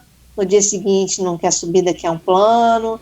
Então essa questão de variedade de treinamento, de desafios, um dia vento, outro dia chove, outro dia faz muito sol, outro dia vai nadar no mar, outro vai nadar na piscina. Então tem essas opções de variedade que são diferentes. Natação é só ladrilho, só azulejo, né? Uhum. Então, chato. E isso requer mais da cabeça do atleta, né? O atleta tem que ficar mais focado com aquilo ali. Então tem que saber abstrair, né? Tem que fazer força e abstrair. A cabeça tem que estar lá em outro lugar, né? Você está nadando 1 hora, 2 horas, 3, 4, 5 horas de treino na piscina. É muito chato. Então isso é um aprendizado que eu levei para o triatlo. Legal. E você, Neném, o que você acha que foi o grande pulo do gato aí da Sandra de ter sido uma das melhores triatletas do Brasil e, né, até hoje a única triatleta brasileira a ter um 3º lugar no ranking da ITU, né, disputadíssimo. Cara. Eu sempre falei, a concentração de Sandra era o nosso grande pulo do gato. Além, lógico, né, da capacidade atlética dela, com os anos a gente foi descobrindo que, além de uma boa natação, ela era uma excelente ciclista, mas a concentração e dedicação dela aos treinos era extrema. Uma determinada época, assim, a minha preocupação maior era frear ela. Uau! Porque, se deixasse... não tinha hoje em dia esses Garmins da vida, né, que a gente pode acompanhar de longe. Aí eu tinha que estar ali em loco, mas não tinha tempo ruim. Era treino forte o tempo todo e gostava de treinar. Isso foi uma coisa que fez toda a diferença, assim, durante uns 4, 5 anos de dureza, e aí depois vieram os resultados, né? Uhum. Mas essa concentração dela, que tem uma coisa interessante, assim, do poder de concentração dela, na época que ela ainda nadava, no final, assim, quando ela estava já fazendo triatlo, mas ainda participava de alguns eventos de natação, ela ainda estudando, ainda na faculdade, teve uma competição de natação que ela sentou entre uma prova e outra, ela sentou do lado da caixa de som, do microfone lá do cara, e abriu um livro de medicina e ficou estudando. E a caixa de som aqui do lado. E eu olhei, eu falei, caraca, como é que ela tá conseguindo estudar ali, sabe? E isso foi pequenas coisas assim que iam me marcando, me chamando a atenção. Eu falei, isso não é normal. Isso é uma coisa, é um diferencial, né? Claro. Mas por aí. E aí você se apaixonou por ela, né, e tudo mais, a gente não precisa entrar nos detalhes, mas enfim. Sandra, qual que é a melhor parte de ser casada com o seu treinador? Então, tem muitas vantagens. Eu diria que a primeira é esse conhecimento que ele sempre teve de saber como eu estou reagindo em relação aos treinos, né? Na época eu me dedicava ao esporte. Então, saber o resultado do treino que ele estava passando. e o que estava rolando fora o treino, né? Do descanso. Eu estava muito cansado com aquele treino, só tinha guardado coisas positivas, se tinha tido ganho, se eu estava iniciando uma lesão, eu já estava logo falando com ele, e ele já, esse trato fino, né, essa regulagem, essa sintonia, né, de treinador com atleta, foi fundamental. Foi fundamental para colher frutos, porque é muito importante o treinador saber como é que está sendo aquele treino, está sendo aplicado, né? Porque eram vários atletas que treinavam com ele, né? E o treinamento, por vezes, tinham 10, 15 atletas treinando, fazendo o mesmo treino. Então, ele tinha que saber como é que estava sendo aquele treino para cada um, né? Treinamento individualizado, como cada um estava reagindo. E pelo fato da gente estar sempre junto, né? Ser namorado e depois marido e mulher, isso trazia grandes efeitos positivos para o resultado final, que era o grande objetivo, que era a classificação para jogos, né? Então, ele saber como é que estava sendo o resultado do treinamento que ele estava dando, a curto, médio e longo prazo, foi fundamental, né? De pequenos planos, de uma semana a um mês de treinamento, e o treinamento a longo prazo de 4 anos, né, para Jogos Olímpicos. Então, claro, essa periodização para ele, né, como treinador, eu estar junto e saber como é que eu estava reagindo ao treinamento dele, acho que foi fundamental. Ô Neném, e qual é a pior parte de ser casado com a sua melhor atleta? É ter que fazer massagem o tempo todo. Pô, você não pode dar aquela desculpa que tá cansado e tal, porque você fala, cara, peraí, ela além de ser minha mulher, eu tenho que tratá-la bem, porque ela ainda vai conseguir ir para os Jogos Olímpicos. Hoje em dia, qualquer trotezinho, qualquer pedaladinha, termina, faz massagem aqui nas minhas costas, faz massagem. Legal. Mas teve uma época que a gente não tinha fisioterapeuta, a gente não tinha nada, assim, que pudesse ajudar nessas massagistas, era tudo eu, né?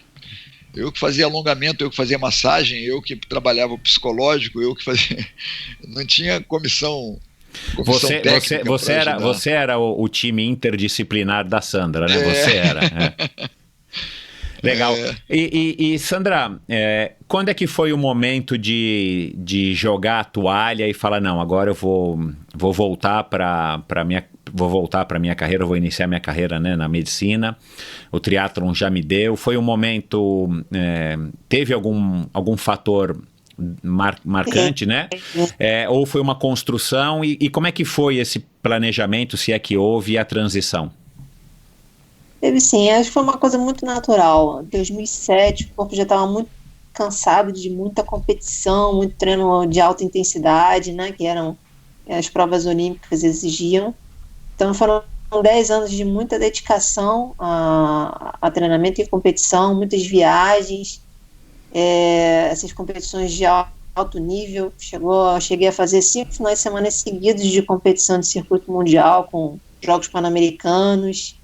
Isso foi 2002, 2003, então depois disso o corpo começou a reclamar, né, mostrar sinais de fadiga, e era uma lesão atrás de outra, que eu não conseguia recuperar, fazendo fisioterapia 2 vezes por dia, e eu tive que dar uma pausa, né, então eu resolvi voltar para a medicina, fazer uma pós-graduação que eu já estava pendente desde da época que eu tinha me formado, que eu queria fazer uma pós-graduação em medicina do esporte, e aí eu voltei lá no Cláudio Gil para poder fazer a pós dele e dar um descanso para o corpo, né? Então foram 6 meses, segundo semestre de 2007, depois dos Jogos Pan-Americanos do Rio, que eu parei completamente e deixei o corpo descansar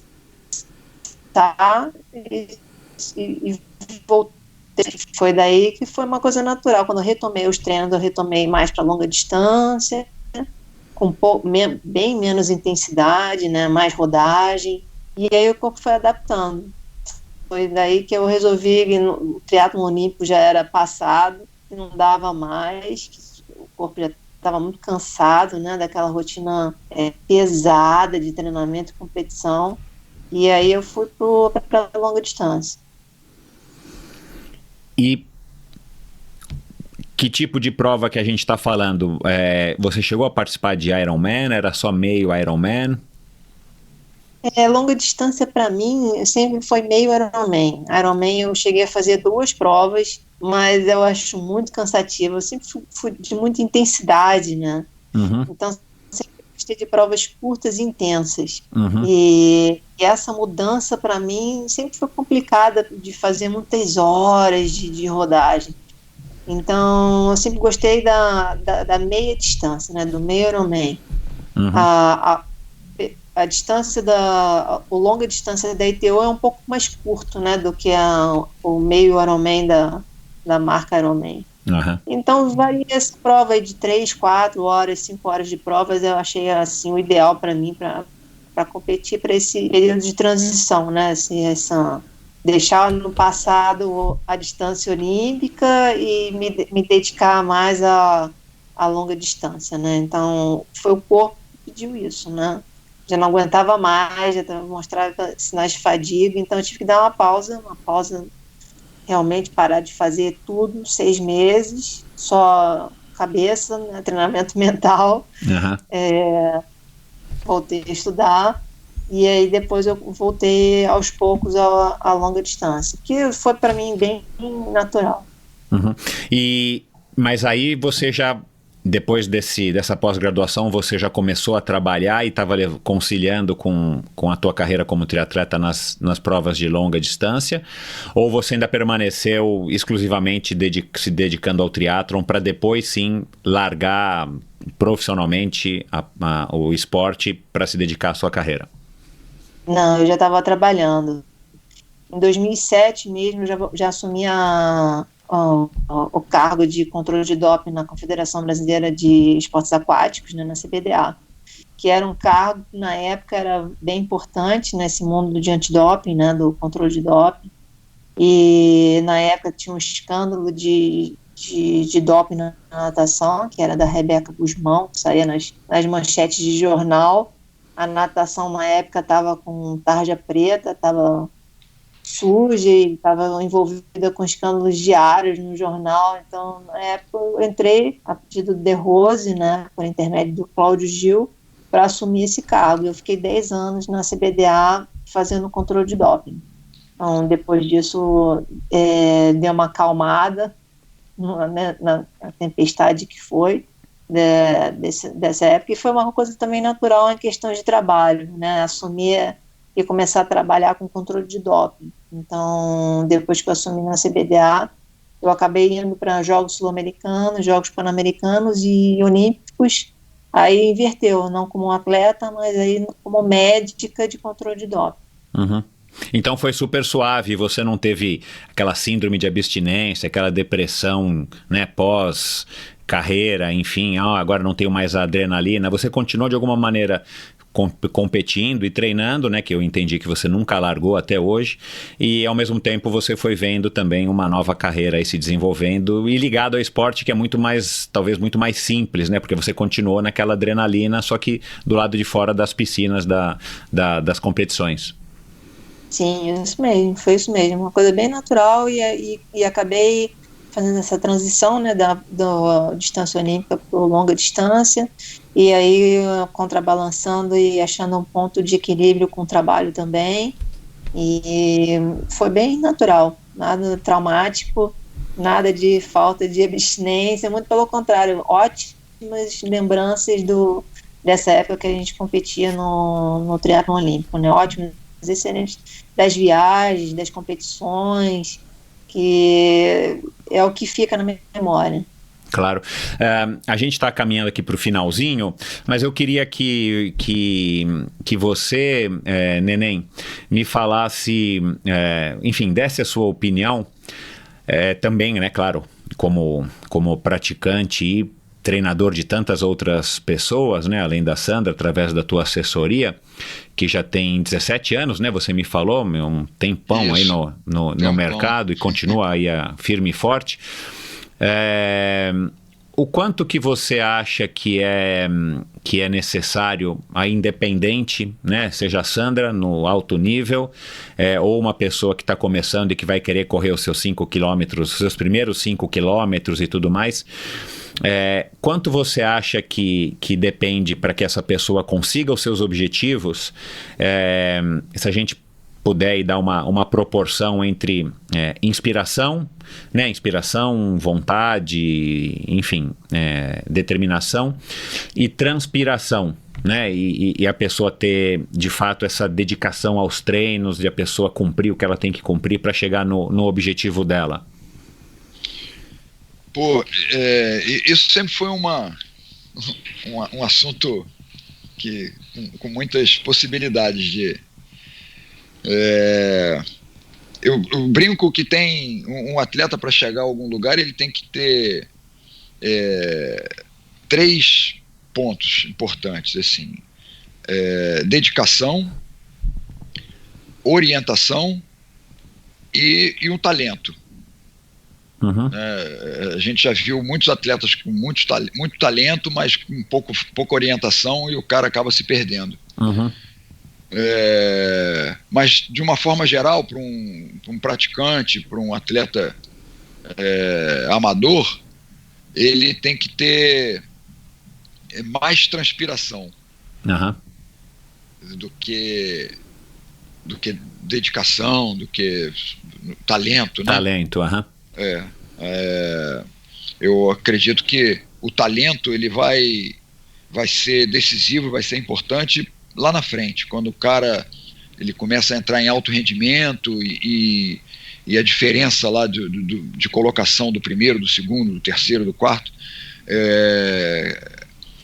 que todos ali treinam muito, todos treinam bastante, todos treinam igual, mas ali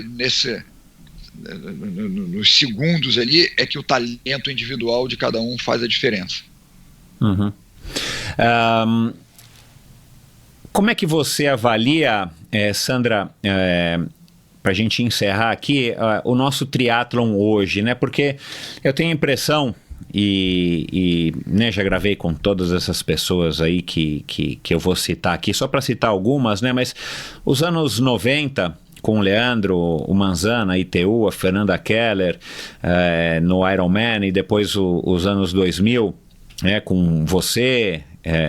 terceiro lugar no ranking da ITU, a Carla Moreno, o Alexandre Ribeiro no Ultraman, foram talvez os anos que a gente teve mais, eu esqueci, claro, muitas pessoas aqui, mas assim, foram os anos que a gente teve mais destaque mundial no triatlon, né, no cenário mundial do triatlon, no começo dos anos 2000. Depois disso, eu tenho a impressão que a gente está, enfim, derrapando um pouco.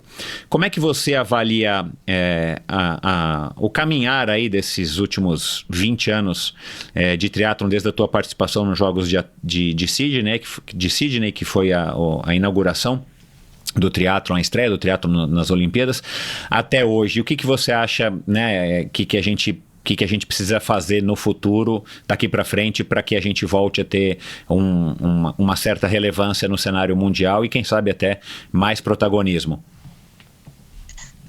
Pois eu penso que essa diferença tenha ficado cada vez maior, né, entre o Brasil e o resto dos outros países. No passado foi muito talento e dedicação de cada um desses atletas, né, de nós. E atualmente já não é mais assim, né? Tem que ter uma infraestrutura, né? Uma estrutura, eu digo, sai para pedalar, né? O atleta aqui no Brasil vai sair para pedalar onde, quando, com que segurança. Isso é qualidade de treino. Em qualquer lugar do mundo o atleta sai para pedalar e é respeitado. Aqui já não é mais a mesma coisa. Então isso só para o ciclismo, né? Condição de treinamento de ciclismo. É claro que no interior de São Paulo tem excelentes lugares para se treinar, mas é um local, né? É localizado.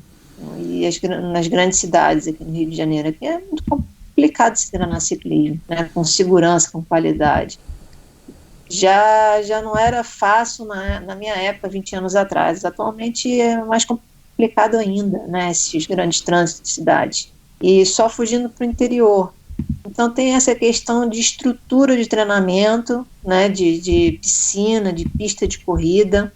Em Rio de Janeiro não existe, São Paulo é bem melhor, e a diferença para os outros países é muito grande. Fora a questão da equipe multidisciplinar, né, de ter um médico disponível junto com um laboratório, junto com um fisioterapeuta, um massagista, né, com uma banheira de hidromassagem para recuperação do pós-treino. Isso tem nos grandes centros de treinamento, em todas as grandes metrópoles, né, as grandes cidades, e que eu penso que seria um grande legado, teria sido um grande legado dos Jogos Olímpicos aqui no Rio. Né, uma questão pensava que fosse ser muito importante esse legado, né, para os atletas brasileiros, né, os grandes centros de treinamento. E que acabou não acontecendo da maneira que a gente imaginava, né? Uhum. Não ficou esse legado todo de base, né, de treinamento para os atletas, de todas as modalidades. Então, você acha que se a gente quiser ter no futuro, de novo, um triatlon mais influente, né? Uma cena do triatlon brasileiro mais influente no mundo, e eventualmente até ter de novo um campeão como foi o Leandro, né? Como foi o Manzan, um terceiro lugar, uma campeã, como você já foi lá atrás, você acha que a gente precisa investir em infraestrutura? Sim, seria assim, para começar, né? Porque foram resultados pontuais, né? Alguns atletas, se a gente for comparar com os outros países, é quantidade de grandes atletas. E aí, na hora que chegam os Jogos Olímpicos, não dá para se comparar, não dá para exigir medalha de um atleta brasileiro comparando as condições de treinamento. É isso que eu quero dizer, assim, a longo prazo, para um grande evento, que são os Jogos Olímpicos. Se a gente quiser mais medalhas em Jogos Olímpicos, tem que investir na base, isso não tem jeito. E a base é lá na época de infância, né? São nos clubes, sem treinamento, ofertar isso para as crianças, né? Crianças e adolescentes, que aí a gente pode começar a pensar em medalhas olímpicas, né? No longo prazo, né? Não dá pra gente querer ser imediatista e falar, bom, ano que vem, agora em Tóquio, eu quero ter um medalhista, vou investir. Ô, Neném, eu li só pra gente não se estender muito aqui, mas eu li numa matéria, numa entrevista que você deu, Sandra, no Mundo Tri, em 2010, antiga, né, 10 anos, mas assim, é chato ao mesmo tempo de ler e curioso, porque assim, você fala mais ou menos isso que você está dizendo aqui agora, por isso que eu te fiz essa pergunta, para ver se tinha mudado na tua cabeça alguma coisa, mas uma coisa me chamou a atenção, que é o que eu acredito, e para muitas das pessoas que participam aqui do Endorfina, eu tenho conversado, muitos atletas, ex-atletas, na época você disse ali no Mundo Tri que você acha que a gente não aproveita os ex-atletas, no caso, para estarem sendo uma espécie de mentores para os atletas jovens, né, para estar guiando eles, para estar fazendo mentoria e eventualmente para quem, né, seguiu carreira, está treinando e acompanhando e tudo mais. Ô Neném, você acha que isso é uma grande saída?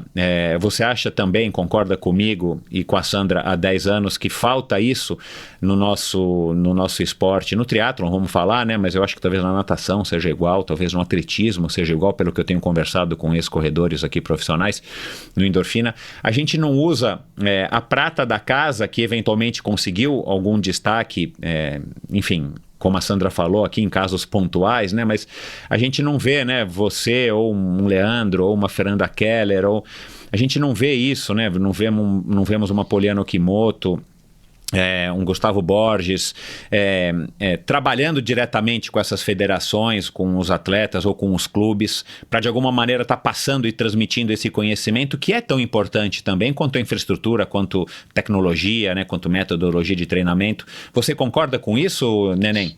Concordo bastante. Isso, você falou dessa entrevista, eu lembro disso, que Sandra fala isso há muitos anos.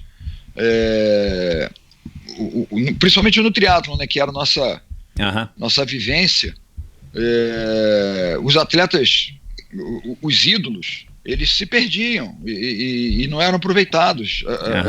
A história e a influência que eles poderiam ter nos jovens era simplesmente deixado para cada um contar a sua história. E eles, cada um depois seguia seu rumo, cada um fazia sua vida e largava o esporte. O triatlon ficava coisa do passado, só na memória. E isso aqui no Brasil, não só no triatlon, aqui no Brasil, de uma forma geral, isso acontece muito. É muito pouco aproveitado. E ídolos são o que movem os jovens. Você ter um ídolo, pô, isso te inspira. Você abre o seu armário e tem uma foto ali de um atleta, né? Tem um pôster de um atleta, isso te inspira, isso, pô, te dá energia para você acordar e, pô, quero ser igual, pô, olha esse cara aqui. Isso acontece no futebol, isso acontece em qualquer grande esporte. E a gente deixou uma lacuna aí de uns 10 anos, 15 anos, que seja, isso parado.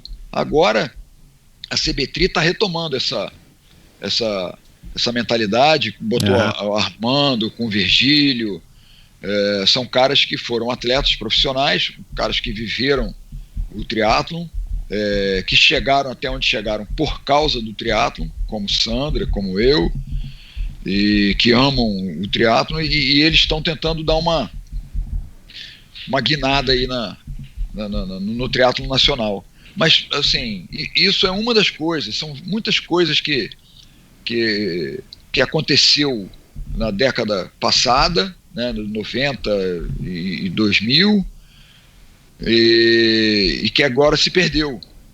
O tipo de prova, aquilo que a gente falou no início, né, que cada prova no Brasil era um campeonato brasileiro, né, porque ia todo mundo. Hoje em dia já não acontece dessa forma. As provas, elas estão sendo organizadas com um outro foco, que não é o resultado do profissional, daqueles caras que vão lá disputar pódio. Hoje em dia já é um outro enfoque, e tudo isso reflete. As premiações, pô, já não são super atrativas. Hoje em dia um atleta ele consegue um patrocínio, um exemplo, de uma marca de bicicleta, porque ele é um digital influencer. Não é porque ele, pô, é campeão da prova tal. Não, o cara tem tantos seguidores, pô, aí a marca bota uma coisa lá para ele fazer a divulgação. São coisas assim que acabam desestimulando e a coisa vai se perdendo. No passar de 10, 15 anos, o esporte ficou uma atividade física, né? Ô Sandra, para terminar agora, desculpa, eu já falei mais de uma vez isso, mas Sandra, você acha que seria mais fácil hoje, se a gente conseguisse comparar, né? Conseguir comparar. Você acha que hoje, para as meninas hoje, tá um pouco mais fácil viver do triatlon, somando que hoje em dia tem as redes sociais, né, que são um canal importante de divulgação e de ponto de contato dos atletas e, consequentemente, da construção da imagem deles, e claro, para que eles consigam também patrocínio, porque a gente não vai entrar nessa discussão agora de influenciador e de blogueiro com triatleta e tal, mas enfim, eu acho que tem espaço para todo mundo, né, e tal. Com certeza. Mas na sua época você teve a sorte de grandes patrocinadores, como o Pão de Açúcar, que eu acho que foi a mãe do triatlon brasileiro, né, porque abraçava muita gente e proporcionou boas condições para muitos dos atletas, né, eu inclusive no comecinho da equipe, enfim. Mas você acha, Sandra, que está um pouco mais fácil hoje ou está mais difícil hoje do que na sua época, somando todo o cenário? Não, com certeza está mais fácil. Foi ficando mais fácil ao longo do tempo, né? Isso não foi da noite para o dia. Foi uma conquista das mulheres que foi, né, desde a época da Fernanda, passou por a nossa geração, eu, Mariana e Carla, e foi ficando cada vez mais fácil, né? Hoje em dia tem a questão do Bolsa Atleta, né? Tem as estruturas de treinamento estão melhores do que na nossa época. Acho que foi melhorando de geração para geração, né? Cada década foi ficando mais fácil, né? Então essa equivalência das mulheres foi uma luta já de longa data, né? Começou na época de 90, na década de 90, e hoje em dia já está bem mais fácil. Legal. Bom, pessoal, foi um prazer bater um papo com vocês. Eu quero só que vocês passem aí se vocês têm, ou né, o Neném eu sei que tem, através da assessoria dele, eu não sei se você tem, Sandra, mas se alguém tiver interesse em entrar em contato com vocês, passem aí seus contatos, redes sociais, enfim, como é que fazem para entrar em contato, seja o pessoal que está ouvindo aí no Rio que quer por acaso alguma informação para treino, ou alguém que quer tirar alguma dúvida, fazer um elogio, fazer alguma pergunta para você. Sandra, vamos lá, Neném, primeiro você. Eu? Isso. Eu tenho o Instagram da equipe, que é o CE+3, CE, o mais é escrito, +3, e o site da equipe, que é www.carloseugênio.com.br. Ah, legal. E você, Sandra, se alguém quiser entrar em contato, tirar uma dúvida, fazer uma pergunta, fazer um elogio? Pode, então, pelo Instagram, meu nome, né, Sandra Soldan, e pelo Facebook. Não sou muito de rede social, mas em algum momento eu vou responder. Se eu não responder logo de imediato, é porque eu estou de plantão, e aí quando eu terminar o trabalho, eu entro em contato de volta. Legal. Pessoal, querem dar aí uma última palavra, um último recado para quem está ouvindo antes da gente se despedir? Sandra? Eu adorei, achei ótima essa nossa conversa, é muito importante para relembrar essa época tão divina que foi nas nossas vidas. Foi uma década muito intensa, de excelentes memórias. Legal, e você, Neném? Eu também adorei o papo, já estava esperando nossa conversa já há muito tempo. Foi bem legal. Pena que passa tão rápido, né? Você fala 1h30, quando você vê já acabou, caramba. Então, e tem muitos assuntos que acho que a gente ainda poderia abordar. Vamos deixar aí marcado para o ano que vem, a hora que tiver de novo a agenda aí, nós três, para a gente conversar, para a gente falar de doping, para a gente falar, enfim, de outros resultados pontuais, enfim. A gente tem, só doping dá para fazer um podcast inteiro. Não, então, eu acho que legal já dessa experiência da Sandra e tudo mais, né? E para a gente falar aí também de alguma coisa mais específica de treinamento, tanto da Sandra quanto do que vem aí da tua assessoria, Neném. Mas obrigado mais uma vez, foi um grande prazer, uma honra para mim receber esse casal aí tão ilustre. Sandra, muito obrigado, um beijo na Lorena aí para vocês, bastante saúde e vamos lá continuar aí isolados e enfrentando aí esse Covid até que chegue a vacina. Um grande abraço para o casal. Valeu, Michel, um abraço grande para você, fica com Deus. Um grande beijo. Bom, é isso, pessoal. Obrigado pela audiência. Espero que vocês tenham gostado desse bate-papo aí com esse casal sensacional do triatlon brasileiro. Ela foi, de fato, aí uma super triatleta, né? Vocês puderam perceber. Talvez muita gente jovem das novas gerações não tenha conhecido, não saiba da história da Sandra. Eu vou colocar no post do episódio de hoje, no endorfinabr.com, os links para vários assuntos, para que você pesquise de uma maneira mais fácil e chegue direto ao assunto aí de várias matérias e vários resultados aí da Sandra, e bem como aí das redes sociais do Neném e dela. Então entre em contato com eles, mandem seu alô, digam que vocês ouviram, tirem suas dúvidas, elogiem, perguntem. E se você curtiu esse episódio, a gente passou aí por vários momentos do triatlon com pessoas nesse bate-papo, né? Com pessoas que já passaram por aqui, e eu vou citar aqui algumas, mas o Armando Barcelos, o José Inácio Werneck, o pai do triatlon brasileiro, o Roger de Moraes, o Beto Dolabella, a Mônica Lucena, a Miriam Xavier, a Adriana Piasek, entre outras pessoas. Então dá uma olhadinha lá nesse mesmo local que você está ouvindo esse episódio de hoje.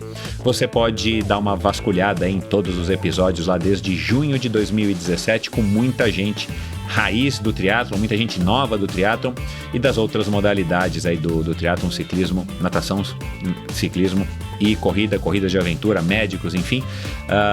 E se você curtiu esse episódio e ouve através do Apple Podcasts, eu peço para você que vá lá, atribua aí de 1 a 5 estrelas e deixe um review, faça seu comentário, que isso me ajuda muito e ajuda outras pessoas a descobrirem o Endorfina Podcast. E se você não é assinante, né, ou seguidor do Endorfina Podcast no seu agregador de podcasts preferido, clique lá em seguir, em assinar, é gratuito, você não paga nada, e toda quinta-feira você vai receber um episódio novinho em folha para ouvir e se inspirar e poder formar sua opinião sobre diversos assuntos. Então, muito obrigado, até a semana que vem com mais um episódio espetacular do Endorfina Podcast. Valeu!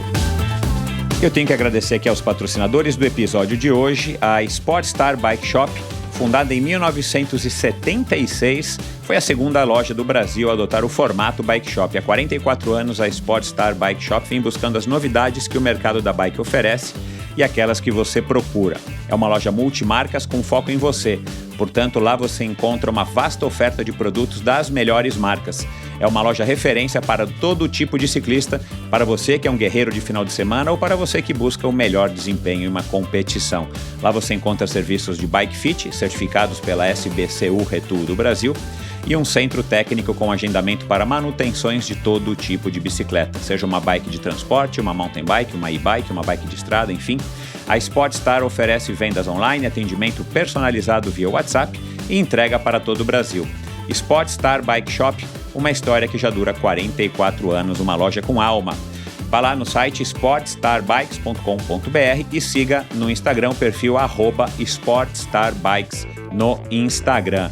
Esse episódio também foi um oferecimento da Bovem Energia. A Bovem é uma comercializadora, uma gestora e uma geradora de energia. Assim como para os meus convidados, para a Bovem Energia é um assunto muito sério. É uma empresa sólida e confiável, com profissionais experientes e treinados para lhe oferecer agilidade no atendimento, robustez e competência na condução dos negócios.